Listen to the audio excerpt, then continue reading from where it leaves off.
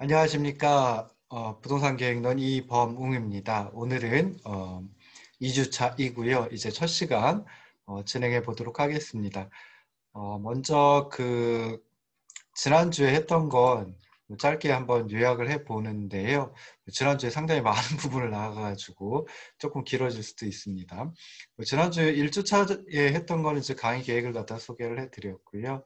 그리고 이제 도시의 본질, 그리고 도시화 현상 중에 일부를 갖다가 좀 나갔습니다. 그래서 제일 처음에 했던 게 이제 도시의 본질, 도시와 도시 문제 중에 이제 도시의 본질이었죠. 그래서 도시를 정의를 내려봤는데요.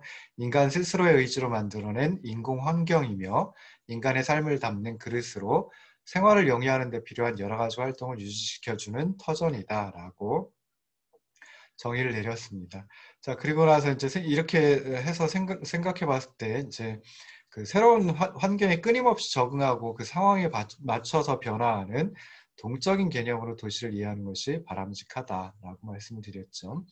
그래서 도시는 이제 특징을 가지고 도시와 농촌을 상대적으로 이제 구분을 해볼 수가 있는데요. 5가지 특징이 있었죠. 인구 및 직업 구성, 그리고 규모와 인구 밀도, 사회 분화의 정도, 그리고 주민 간의 상호관계, 인구의 유동성이라고 하는 5가지 측면에서 농촌과 이제 상대적으로 비교를 해볼 수 있습니다. 첫 번째 이제 인구 및 직업 구성 측면에서 보면 주로 제조업 및 서비스업 종사자, 지식인, 전문가들로 구성되어 있다라고 하는 특징이 있습니다. 두 번째, 규모와 인구 밀도 측면에서 보면 규모와 인구 밀도가 상대적으로 크고, 그 다음에 사회 분화의 정도 측면에서 보면 주민 구성에 있어 이질적인 집단의 성격이 강하다라고 하는 특징을 또 세 번째로 말씀을 드렸습니다. 그리고 주민 간의 상호관계를 보면 주민 간의 상호 접촉은 빈번하고 광범위하지만 일시적이고 간접적이다. 그리고 마지막 5번째로 인구의 유동성이 농촌에 비해 높다라고 하는 거. 이게 이제 도시의 특징, 상대적으로 농촌에 비해서 어떤 특징이 있는지를 갖다 이제 가지고 생각을 해봤습니다. 자, 도시를 정의를 내려야 되는데 사실은 이제 도시를 정의 내리는 것은 뭐 학문마다 또는 학자들마다 또는 시대별로 조금씩 달라지고 있습니다. 그렇긴 하지만 대부분 이제 인구 물리적인 측면에서 도시를 정의를 할 수가 있죠. 그래서 인구 물리적 측면에서 보면 도시는 상대적으로 많은 정주 인구와 높은 인구 밀도를 유지하고 인구 구성 측면에서 제조업 및 서비스업 종사자의 비율이 높으며 주민들의 활동을 원활하게 해주는 건물, 도로, 상하수도 등의 물리적인 시설물이 집적되고 정비되어 있는 공간이다. 뭐 이렇게 이제 정의를 내릴 수 있습니다. 그리고 사회, 경제, 문화적인 측면에서도 또 도시를 정의 내릴 수가 있는데요. 사회 경제적인 측면에서 보면은 예술, 문화, 종교, 정치적인 부분이 잘 갖추어져 있고 조화를 이루어 의미 있는 문화 활동과 정신적으로 승화된 행동을 구현할 수 있다라고 하는 걸 생각해 볼 수 있습니다.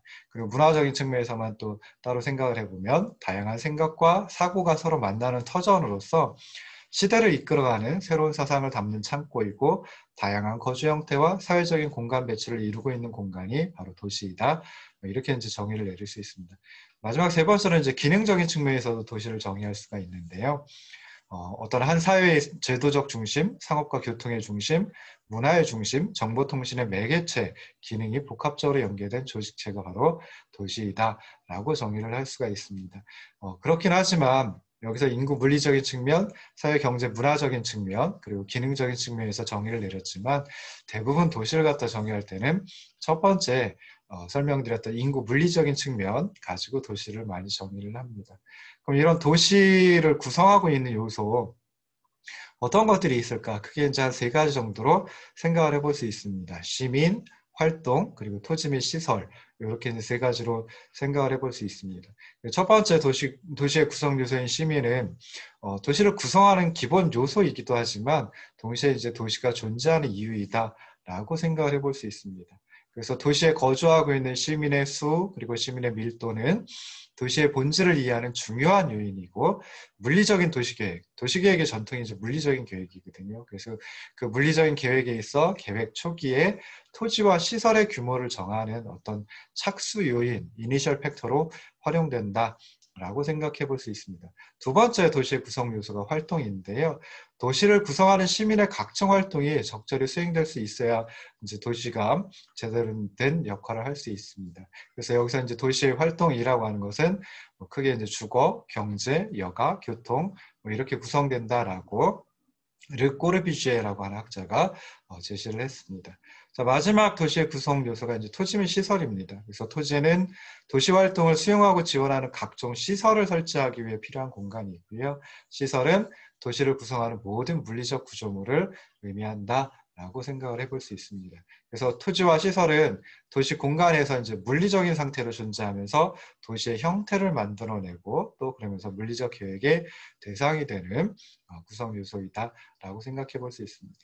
자, 두 번째로 생각을 해봤던 게 이제 도시화 현상이라고 하는 겁니다. 그래서 뭐 도시화 현상을 전부 그 모든 부분을 다 나가지는 못했는데요.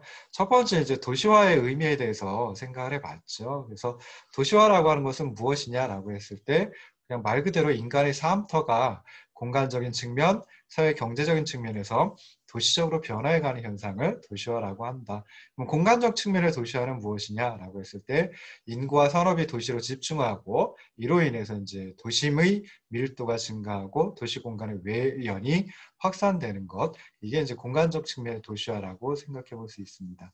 두 번째, 이제 사회 경제적인 측면에서 도시화란 무엇이냐라고 했을 때 도시적인 생활 양식 또는 도시적인 의식 구조로 변화하는 것을 사회 경제적인 측면에서 도시화라고 생각해 볼 수 있습니다. 이런 도시화라고 하는 어떤 용어는 산업화, 근대화와 유사한 의미로 사용되기도 합니다. 그렇긴 하지만 사회 변동에 대해서 이 도시화, 산업화, 근대화라고 하는 용어가 의미하는 게 조금은 다르다라고 말씀을 드렸죠. 그래서 다른 관점에서 서로 다른 관점에서 파악한 것이다라고 생각해 볼 수 있습니다.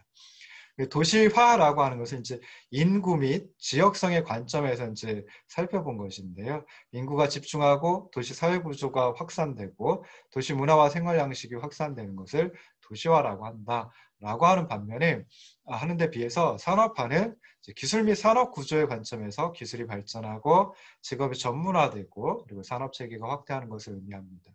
마지막으로 근대화라고 하는 것은 이제 합리성 및 인간성의 관점에서 살펴본 어떤 의미인데요. 개인의 가치관이 변화하고 그리고 제반 사회제도의 변화를 의미한다라고 생각을 하시면 좋을 듯 싶습니다. 그래서 우리가 도시화, 산업화, 근대화 유사한 의미로 사용하고 또 혼용을 하기도 하고 그렇긴 하지만 좀 바라보는 관점이 다르다라고 하는 거 생각을 해보시면 좋을 듯 싶습니다. 자, 그러면서 이제 두 번째로 도시화의 어떤 도시화 중에 이제 인구의 도시화라고 하는 것을 살펴봤죠. 그래서 인구의 도시화라고 하는 것은 이제 인구가 농촌 지역에서 도시 지역으로 변화하는 현상을 의미합니다. 이 인구의 도시화에는 크게 두 가지 사회적 인구 변화와 분류상 인구의 도시화로 구성이 되어 있는데요.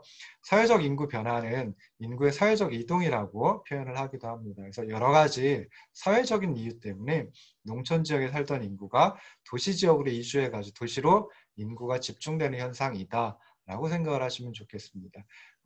이에 비해서 분류상 인구의 도시화는 애초에 농촌으로 분류되던 공간에 인구가 일정 규모 이상이 되어서 도시로 분류되는 현상이다 라고 생각을 하시면 좋을 듯 싶습니다. 그래서 우리가 보통 도시화라고 하면은 첫 번째 사회적 인구 변화 또는 인구의 사회적 이동이라고 하는 것을 도시화라고 주로 이제 표현을 하죠. 그렇긴 하지만은 분류상 인구의 도시화라고 하는 그런 개념도 있다라고 하는 거 생각을 하시면 좋을 듯 싶습니다. 자, 그러면 이제 도시화를 다른 식으로 또 생각을 해보면 이제 도시성이 확산되는 것이다라고 생각을 해볼 수 있습니다. 그래서 도시성의 확산이란 무엇이냐라고 했을 때 비도시 지역에, 도시적이 아닌 지역에 도시적인 요소가 증가해가지고 도시적 성격을 갖는 지역으로 변화하는 과정을 도시성의 확산이다라고 말을 할 수 있습니다. 이 도시성의 확산은 이제 크게 두 가지로 생각을 해볼 수 있는데요. 심화적 도시화 그리고 확대적 도시화 두 가지 나누어 생각을 해볼 수 있습니다. 심화적 도시화는 어떤 지역이 인구 증가와 함께 삶터의 성격이나 내용이 점차 농촌적인 것에서 도시적인 것으로 변화해가는 현상을 심화적 도시화라고 얘기를 합니다. 그냥 우리가 이제 밀도를 가지고 인구 밀도가 되겠죠. 인구 밀도 또는 그 지역에 속한 산업의 밀도, 상업의 밀도 뭐 이런 걸 가지고 생각해 보면은 주로 도심의 밀도 증가로 나타난다. 라고 생각하시면 좋겠습니다. 이에 비해서 이제 확대적 도시화는 도시 지역의 외연적 확대로 나타나는 현상입니다. 그래서 도시 외곽의 밀도가 증가하는 것을 확대적 도시화이다라고 생각을 하시면 좋을 듯 싶습니다. 자, 그러면 이런 그 도시화가 이루어지는 요인, 특히나 이제 농촌 인구가 도시 지역으로 이동하는 이유, 그러니까 사회적 인구 변화를 갖다 이제 한번 생각을 해 보려고 하는데요. 사회적 인구 변화, 즉 농촌에서 도시로 인구가 이동하는 것은 이제 그 사자성어로 이촌향도라고 이제 주로 표현을 하기도 합니다. 그래서 이렇게 이촌향도가 나타나는 이유는 무엇일까라고 했을 때, 제일 먼저 설명할 수 있는 것은 도시화의 흡인 요인과 압출 요인 가지고 설명을 할 수 있고요. 두 번째로 집적의 이익이라는 것 가지고 이 도시화 요인을 설명을 할 수가 있습니다. 자, 그럼 도시화의 흡인 요인과 압출 요인 무엇이냐라고 했을 때, 흡인 요인은 도시가 인구를 끌어들이는 그런 요인을 갖다 의미하고요. 압출 요인은 농촌이 인구를 밀어내는, 그러니까 농촌에서 인구가 빠져나오는 그런 요인이다라고 생각을 해볼 수 있습니다. 그래서 도시의 흡인 요인, 도시가 인구를, 사람들을 끌어들이는 요인은 무엇일까라고 했을 때, 가장 큰 것은 경제적인 측면에 있어서 일자리 그리고 고임금이다라고 생각해 볼 수 있습니다. 그리고 사회 심리적인 측면에서도 보면 도시가 가지고 있는 뭐 풍부성, 편리성, 변화성, 익명성 이런 것들이 이제 매력으로 작용을 해가지고 도시로 끌어들인다라고 생각을 해볼 수 있습니다. 자, 농촌의 압출 요인은 무엇이냐? 그냥 도시의 흡인 요인이 농촌에 미친 반사적인 효과이다라고 생각을 하시면 좋을 듯 싶습니다. 그래서 이제 경제적 측면에서 보면은 뭐 좋은 일자리가 많지도 않고요. 그러면서 임금 수준도 상당히 낮은 수준에 쭉 머무르고 있다. 그러다 보니까 상대적으로 빈곤감을 느끼는 것, 이게 바로 이제 농촌의 압출 요인이다. 농촌을 떠나게 하는 요인이다라고 생각해 볼 수 있습니다. 자, 두 번째 도시화의 요인. 집적의 이익을 가지고 생각을 해볼 수 있는데요. 도시 지역으로 인구와 산업이 집중하는 근본적인 이유는 무엇일까? 주로 이제 경제적인 이유가 좀 될 수 있는데요. 실제 여기서 이제 경제적 이익과 그리고 사회심리적 이익 두 가지로 구분을 해가지고 살펴볼 수 있습니다. 그래서 인구와 산업이 일정한 지역에 도시 지역이 되겠죠. 일정 지역에 집중되고 누적될수록 더 큰 경제, 사회, 문화적 이익, 즉 집적 이익이 발생하기 때문에 도시 지역으로 인구와 산업이 집중한다라고 생각해 볼 수 있습니다. 그래서 이런 집적 이익 두 가지로 이제 구성이 되어 있는데요. 첫 번째, 아까도 말씀드렸듯이 경제적 이익, 그리고 두 번째, 사회심리적 이익으로 이제 생각을 해볼 수 있습니다. 그래서 경제적 이익이 이제 주로 산업 집중의 원인이 되는, 그러니까 인구 집중과 산업 집중, 그 이유 중에 이제 산업 집중의 원인이 되는 집적 이익이다라고 생각해 볼 수 있는데, 경제적 이익은 내부 이익과 외부 이익 두 가지로 또 구분해서 생각을 해볼 수 있습니다. 먼저 이제 내부 이익이라고 하는 것은 생산량이 증가할수록 한 기업 또는 한 생산자의 생산물 단위당 비용, 즉 평균 비용이 감소하는 규모의 경제 현상이 나타나서 발생하는 이익을 내부 이익이라고 얘기를 합니다. 그래서 내부 이익은 그냥 규모의 경제 현상이다라고 규모의 경제로 인한 이익이다라고 생각을 하시면 좋을 듯 싶습니다. 그래서 일반적으로 제조업이라든지 사회 기반 시설이라든지 하는 것들은 규모의 경제가 생산량이 높은 수준까지 규모의 경제가 지속적으로 나타납니다. 그래서 그 입지가 상대적으로 그 입지는 상대적으로 큰 인구의 집중, 즉 도시 형성을 가져오는 중요한 계기가 된다라고 생각해 볼 수 있습니다. 그러니까 규모의 경제가 생산량이 굉장히 큰 단위까지, 큰 수준까지, 높은 수준까지 규모의 경제가 지속적으로 이루어지기 때문에 생산량이 많으면 많을수록 더 큰 이익을 얻게 되는 거죠. 그럼 생산량이 많다라고 하는 것은 그 정말 생산된 생산물을 갖다가 누군가는 구입을 해야 됩니다. 그러려면은 인구가 계속 집중이 되고 그러다 보면 또 산업이 집중이 되고 이런 식으로 해가지고 도시 형성이 이루어진다. 라고 생각해 볼 수 있습니다. 경제적 이익의 두 번째는 이제 외부 이익입니다. 그래서 외부 이익이라고 하는 것은 이제 경제 활동 과정에서 시장 메커니즘이라고 하는 그런 어떤 도구를 거치지 않고 얻을 수 있는 효과를 갖다가 의미를 하는데요. 크게 세 가지, 승수효과, 예비능력 비축효과, 그리고 접촉이익이 있습니다. 승수효과는 어떤 활동이나 산업이 입지하면 그에 연관된 지원 산업이 파생적으로 입지해서 얻는 외부 이익이다라고 생각해 볼 수 있습니다. 예비 능력 비축 효과는 여러 기업이 정말 인접해 있기 때문에 변동되는 상황에 대비해 비축해야 할 재고 부담을 분담할 수 있고, 그러다 보면 비용이 절감되고 경영상의 이익을 얻을 수 있는 재고 감소 효과를 의미합니다. 마지막으로 접촉이익은 관련 업종 및 전문 용역업체, 이제 전문가들이 되겠죠. 그래서 전문가들이 인접해 있기 때문에 기술과 정보에 접근하는 데 소요되는 비용이 감소되는 그런 효과를 접촉이익이다라고 생각해 볼 수 있습니다. 자, 이렇게 이제 직접 이익 가운데 경제적 이익을 살펴봤는데요. 경제적 이익 말고도 직접 이익에는 사회 심리적인 이익이 있죠. 그래서 사회 심리적 이익은 사람들이 도시에 거주하기 때문에 얻을 수 있는 여러 가지 비금전적인 이익이 있습니다. 뭐 방위성 또는 안정성, 익명성이라고 하는 것도 있고요.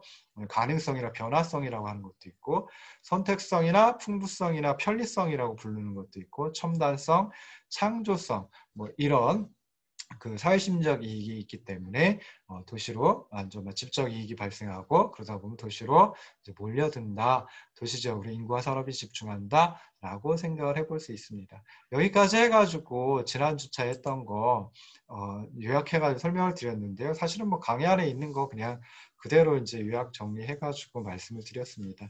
강의안 자체가 교재에 나와 있는 것을 뭐 요약해서 정리해 놓기도 했고요. 그다음에 또 필요한 부분은 뭐 다른 교재에서, 다른 그 서적에, 정말 다른 문헌에서 가져오기도 했습니다. 그리고 어떤 거는 이제 교재에는 있긴 하지만은 사실은 뭐 정말 그냥 빼버리고 지나간 부분도 있고요. 제가 설명을 더 정말 정확하게 하기 위해서 조금 고치고, 그러니까 수정하고, 그리고 이제 조금 더 첨언한 부분도 있기도 합니다. 그래서 강의안을 더 요약을 했으니까 이제 집약적으로 설명을 했다라고 생각을 해볼 수 있는데요. 뭐 이런 식으로 해가지고 1주차 강의를 진행을 했었습니다. 상당히 많은 부분을 했던 듯 싶더라고요. 그래서 오프라인 강의보다 이렇게 온라인 강의로 하는 게 진도는 굉장히 빨리 나가는 듯 싶습니다. 사실 이렇게 하면은 이렇게 이제 온라인 강의를 진행을 하면은 여러분들이 잘 알아듣는지 그게 이제 조금 제가 이제 캐치를 못하죠. 그래서 그런 문제는 있는데 싶습니다. 그래서 되도록이면 빨리 오프라인 강의실에서 만나서 설명을 할 수 있는 기회가 있었으면 좋겠습니다. 자, 오늘은 이제 정말 2주차 첫 번째 시간은 도시화의 진행 단계, 뭐 이런 정도 하면은 아마 첫 번째 시간은 다 마칠 것 같기도 합니다. 자, 그래서 첫 번째 강의안 다시 보시면요. 10쪽에 도시화의 진행 단계가 나와 있습니다. 그래서 도시의 인구와 산업이 집중하면 어느 수준까지는 내부 이익, 외부 이익, 그리고 사회 심리적 이익, 그러니까 앞에 거는 이제 그 경제적 이익이죠. 내부 이익과 외부 이익은 경제적 이익이죠. 그리고 사회 심리적 이익, 이런 것들이 점점 커져가지고, 그러니까 집적 이익이 증가한다라고 생각을 해볼 수 있습니다. 그런데 인구와 산업 규모가 어느 수준 이상이 되면 그때는 규모의 경제성이 체감하는 현상이 발생을 합니다. 그래서 생산량이 어느 정도 수준에 도달하기까지는 규모의 경제 현상이 발생을 하지만, 그 어느 정도 수준, 우리가 최적 규모 또는 최소 효율 규모라고 부르는 그 수준 이상이 돼버리면 그때서부터 이제 규모의 불경제가 발생을 합니다. 그래서 정말 그걸 이제 다른 말로 표현하면은 그냥 규모의 경제성이 점점 더 줄어든다 라고 생각해 볼 수 있고요. 점점 더 줄어든다라고 하는 것을 이제 체감한다라고 얘기를 합니다. 그래서 그냥 쉽게 생각해가지고 집적 이익은 점점 더 증가하는, 집적 이익은 그러니까 인구 및 산업 규모가 늘어나면 집적 이익이 증가한다. 그렇긴 하지만 집적 이익이 증가하는 그 크기는 점점 더 줄어든다. 그래서 체감하며 증가한다라고 얘기를 합니다. 그리고 실제로는 이제 집적 이익이라고 하는 게 어느 정도 수준 또 넘어가 버리게 되면 오히려 집적 이익이 떨어지는, 그러니까 감소하는 그런 상황도 발생을 할 수 있습니다. 그러니까 다시 천천히 말씀드리면요, 집적 이익은 인구와 산업 규모가, 특히 이제 인구 가지고 주로 얘기를 할 겁니다. 그래서 인구가 증가함에 따라서 집적 이익은 점점 더 증가한다. 그렇긴 하지만 증가되는 크기 자체는 점점 더 줄어든다 그래서 체감하며 증가한다라고 표현을 합니다. 그런데 또 어느 정도 수준 이상이 되면 집적 이익이 오히려 감소하는, 증가하지 않고 감소하는 그런 현상도 발생할 수 있다라고 생각을 하시면 좋을 듯 싶습니다. 이제 인구하고 산업 규모가 집중되면 집적의 이익도 발생을 하지만은 그 반면에 이제 불이익이라고 하는 것도 발생을 할 수 있습니다. 그래서 인구 및 산업 규모가 집중됨에 따라서 이제 혼잡 현상이 발생할 수 있죠. 주택과 토지가 부족한 현상, 그리고 교통이 혼잡할 수도 있고요. 공공시설이 인구에 비해서 상대적으로 부족한 이런 현상들이 나타날 수도 있습니다. 그리고 이제 여러 가지 외부 불이익, 외부 불경제 효과가 나타날 수도 있거든요. 그래서 여러 가지 사고라든지 대기오염, 환경 파괴, 뭐 이런 것과 같은 외부 불이익이 발생을 합니다.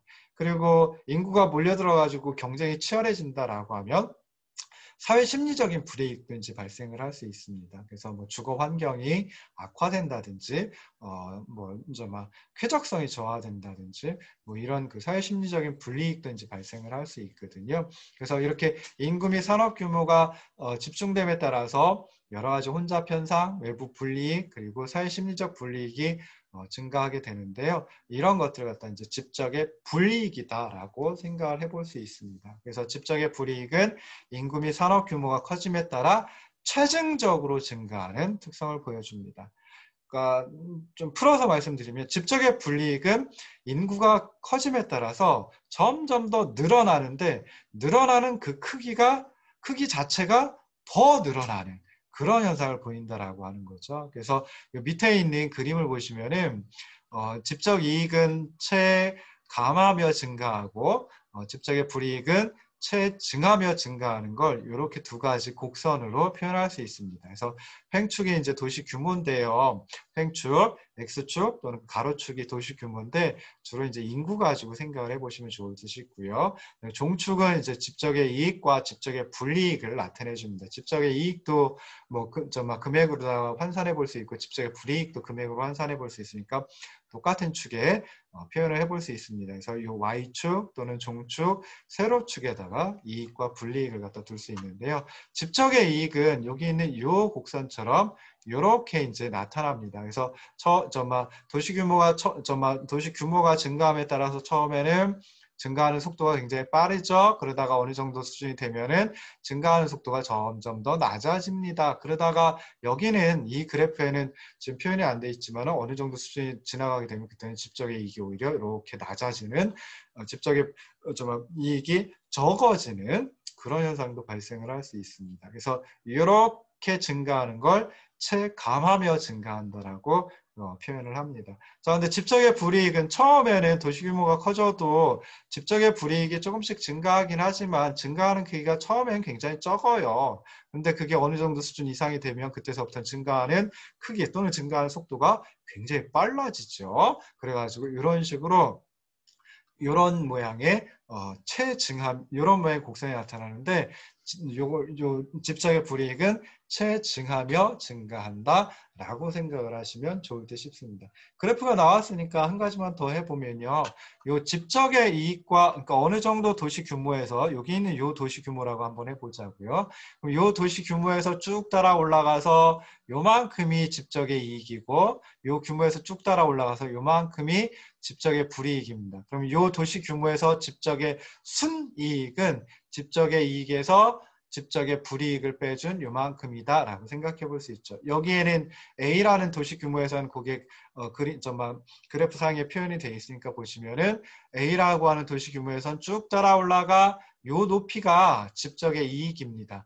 그리고 A라는 도시 규모에서 쭉 따라 올라가 요 높이가 바로 이제 집적의 불이익이 되는 거죠. 그럼 그 차이가 바로 뭐냐? 도시 규모 A에서의 집적의 순이익이다 라고 생각을 해볼 수 있습니다. 그래서 이렇게 해가지고 이제 도시화의 진행 과정을 살펴볼 텐데요. 도시화의 진행 과정은 뭐 그 도시의 역사적인 여건, 뭐 사회적인 여건, 경제적인 여건 이런 것들에 따라 가지고 차이가 있을 수밖에 없습니다. 그렇긴 하지만 일반적으로 집적의 이익 그리고 불이익의 정도에 따라 가지고 집중적 도시화, 분산적 도시화, 역도시화라고 하는 세 가지 단계를 주로 거친다라고 생각을 하시면 좋을 듯 싶습니다. 그래서 이 그림을 가지고 이제 보시면요, 요 도시화의 초기, 그러니까 도시화의 초기 단계에서는 자, 주변 농촌의 인구가 도심 지역, 도시의 도심 지역과 도시의 외곽 지역으로 이동하고 그러다 보니까 도시의 각종 기능들이 이제 도심 지역을 중심으로 도심 지역을 중심으로 해가지고 이제 집중이 됩니다. 그래서 초기 단계를 보시면은 당연히 집적 이익도 증가를 하고요, 집적 불이익도 정말 증가를 합니다. 근데 집적 이익이 증가되는 게 집적 불이익이 증가하는 것보다 더 크죠. 그러니까 집적의 순이익도 점점 더 증가한다라고 생각해 볼 수 있습니다. 여기서 보시면 요 도시 규모에서는 여기 있는 요 도시 규모에서는 쭉 따라 올라가 요 높이하고 요 높이의 차이가 집적의 순이익인데요. A라는 규모에서는 집적의 순이익이 이만큼이나 돼버리죠. 더 커지게 되죠. 그래서 이렇게 도시화 초기 단계에서는 도시 규모가 증가함에 따라서 집적의 이익도 증가하고 집적의 불이익도 증가하는데 집적의 이익이 증가하는 속도가 집적의 불이익이 증가하는 속도보다 더 크기 때문에 집적의 순이익도 증가한다라고 생각을 해볼 수 있습니다. 그리고 이 도시규모 A라고 하는 도시규모 보시면은 여기서는 집적의 순이익이 가장 커지게 됩니다. 그래서 요거 이제 요 A라는 규모에서 집적의 순이익이 가장 커지는 거 어떻게 이제 볼 수 있냐면요. 집적의 이익에서 그 한 점, 집적의 이익을 나타내주는 곡선상의 한 점에서의 접선의 기울기 하고요. 그 다음에 A라는 도시 규모에서는 말입니다. 그래서 집적의 이익을 나타내주는 곡선상의 한 점, 그 점에서의 접선의 기울기하고 그 다음에 집적의 불이익을 나타내주는 곡선상의 요점에서의 접선의 기울기하고 지금 보시면은 접선이 평행하니까 접선의 기울기는 똑같다라고 생각을 해볼 수 있어요. 그래서 이럴 때 이제 집적의 순이익이 가장 커지게 됩니다. 그리고 나서 이제 A라는 규모를 넘어서서 B라는 규모 쪽으로 가게 되면은 그러니까 도시 규모가 A라는 규모를 넘어서서 더 커진다라고 하면 그때는 집적의 순이익이 점점 더 적어진다. 여기서 요만큼이 집적의 순이익이고 여기서 요만큼이 집적의 순이익이고 이런 식이 돼버리는 거죠. 그리고 B라는 규모에서는 집적의 이익과 집적의 불이익이 똑같은 높이에 있습니다. 그러니까 집적의 이익에서 집적의 불이익을 빼준 집적의 순이익은 제로가 된다라고 하는 것을 알 수 있죠. 그래서 도시화 초기서부터 시작해가지고 이 원점서부터 시작해가지고 집적의 순이익이 최대가 되는 규모 A까지는 도심의 인구 및 산업 규모의 확대가 지속적으로 이루어지는 집중적인 도시화가 나타나게 됩니다. 그리고 이런 집중적인 도시화를 갖다가 또 뭐라고 얘기를 하냐면은 협의, 좁은 의미에 있어서의 도시화이다라고 얘기를 합니다. 그래서 집중적 도시화가 이루어진다라고 하면 그때는 주변 지역의 인구, 그러니까 주변 농촌 지역이라든지 이런 지역의 인구는 감소하고 도심은 좁겠죠. 뭐 넓지 않겠죠. 그래서 도심의 좁은 면적에 인구하고 그다음에 도시의 각종 기능들이 집중되면서 이제 고밀도의 도시 활동이 이루어진다라고 생각을 해볼 수 있습니다. 자, A라는 규모에서 인구가 더 집중이 되고 산업이 더 집중이 돼가지고 더 집중이 된다라고 하면 그때는 이제 도심 지역은 좁기 때문에 인구와 각종 기능을 동시에 더 이상 수용하기가 어렵게 됩니다. 그럼 이때서부터는 이제 도심 이외의 외곽 지역 또는 교외 지역으로 인구와 산업이 분산되는, 그러니까 도심 지역에서 교외 지역 또는 도시의 외곽 지역으로 인구와 산업이 분산되는 분산적 도시화가 이루어지고요. 이걸 다른 말로 표현해서 교외화이다라고 얘기를 합니다. 자, 그리고 나서 이제 도시 규모가 집적의 순이익이 최대가 되는 규모, 아까 A라고 했죠. 그래서 A라는 규모보다 더 커지게 되면 인구가 증가함에 따라서 집적의 이익도 증가하고, 이 부분도 보시면 집적의 이익도 증가하고 집적의 불이익도 증가를 합니다. 그렇긴 하지만 집적 이익이 증가하는 그 속도, 그 크기보다 집적의 불이익이 증가하는 속도 또는 그 크기가 더 커지기 때문에 그렇기 때문에 집적의 순이익이 점점 더 감소하는 현상이 발생을 하게 되고요. 집적의 순이익이 제로가 되는, 아까 규모 B에서는 집적의 이익과 집적의 불이익이 똑같기 때문에 집적의 순이익이 0이 된다라고 했죠. 그래서 요 집적의 순이익이 0이 되는 규모 B까지 분산적 도시화 또는 교외화가 지속적으로 이루어진다라고 생각을 해볼 수 있습니다. 이렇게 분산적 도시화가 지속이 된다라고 하면 그때는 이제 인구가 밀집한 외곽 지역을 중심으로 해요. 그러니까 인구가 집중적 도시화에서는 도심 지역에 몰린다라고 얘기를 했었는데요. 그러다가 도심 지역에서 인구와 어떤 도시의 기능을 갖다가 제대로 수용을 못한다라고 하면 도시 외곽 지역으로 인구가 빠져나간다라고 얘기를 했죠.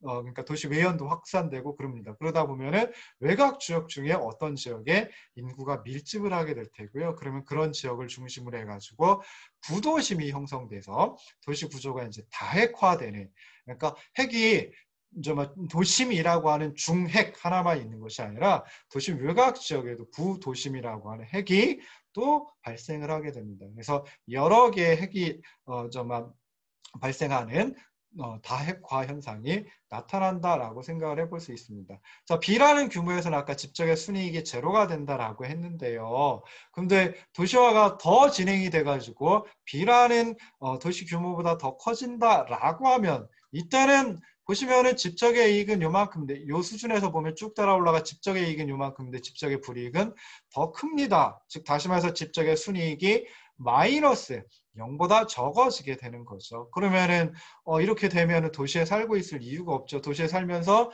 불이익이 이익보다 더 커서 순이익이 마이너스이다.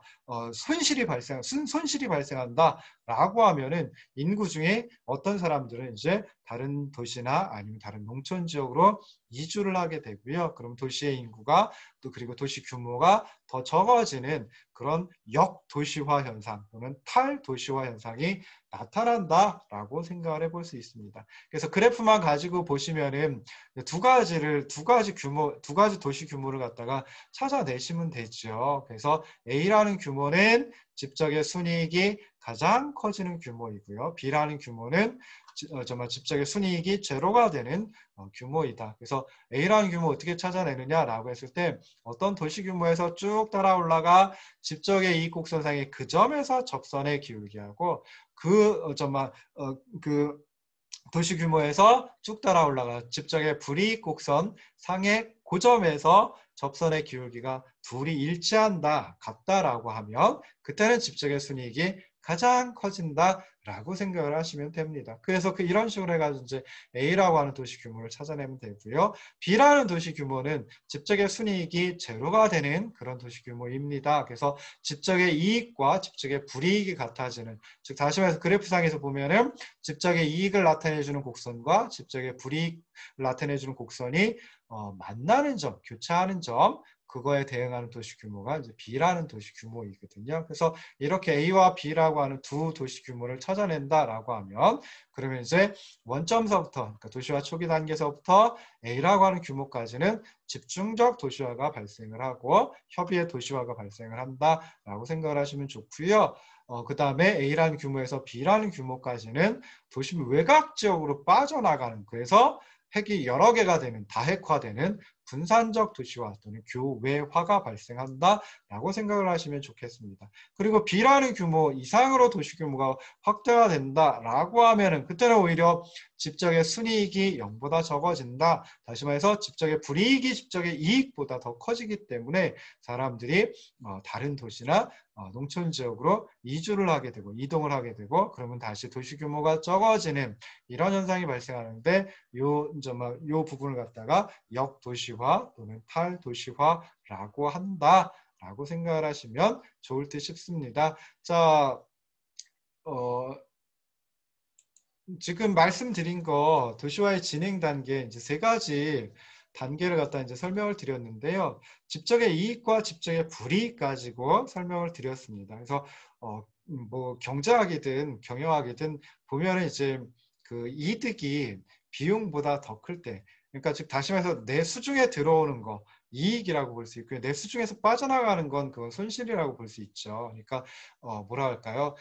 내수 중으로 들어오는 건 좋은 놈이다. 내수 중에서 빠져나가는 건 나쁜 놈이다라고 생각을 해볼 수 있어요. 그래서 이렇게 이익과 뭐 비용 또는 이익과 손실 뭐 이런 것 같아 이제 비교를 한다라고 생각을 해볼 수 있겠죠. 그래서 여기서는 이제 직접의 이익과 직접의 불이익 가지고 이제 생각을 해봤습니다. 그래서 도시 규모가 증가함에 따라서 직접의 이익은 체감하며 증가한다라고 하는 거 꼭 기억하시고요. 직접의 불이익은 반대로 체증하며 증가한다라고 생각을 하시면 좋을 듯 싶습니다. 그래서 이렇게 직접의 이익 곡선 그리고 직접의 불이익 곡선 이 둘의 어떤 그 차이가 바로 그러니까 수직 거리가 되는 거죠. 그 차이가 이제 직접의 순이익이 된다라고 생각해 볼 수 있고요. 직접의 순이익이 가장 커지는 규모 아까 A라고 했습니다. 그래서 그 도시 규모 A를 찾아내시고 그 다음에 직접의 순이익이 제로가 되는 즉 다시 말해 직접의 이익과 직접의 불이익이 같아지는 도시 규모 B를 찾아내고 그래서 원점서부터 A라고 하는 규모까지는 정말 집중적 도시화가 발생을 한다. 그래서 이때는 이제 도심 지역에 몰린다라고 생각을 하시면 되겠죠. 그래서 이 단계를 협의의 도시화이다라고 이제 또 표현을 하기도 합니다. 그 다음에 A라는 규모에서 B라는 규모, 즉 집적의 순이익이 극대화된 가장 커진 규모에서부터 시작해서 집적의 순이익이 제로가 되는 규모까지는 이제 도심 지역에 더 이상 그 도심 지역에 수용을 할 수가 없어요. 인구도 그렇고 도시의 기능들도 그렇고 더 이상 수용을 할 수가 없어요. 그러다 보니까 도시의 외곽 지역 또는 교외 지역으로 이제 인구나 이런 도시 기능들이 빠져나가게 된다. 그러다 보면은 이제 그 중에 이제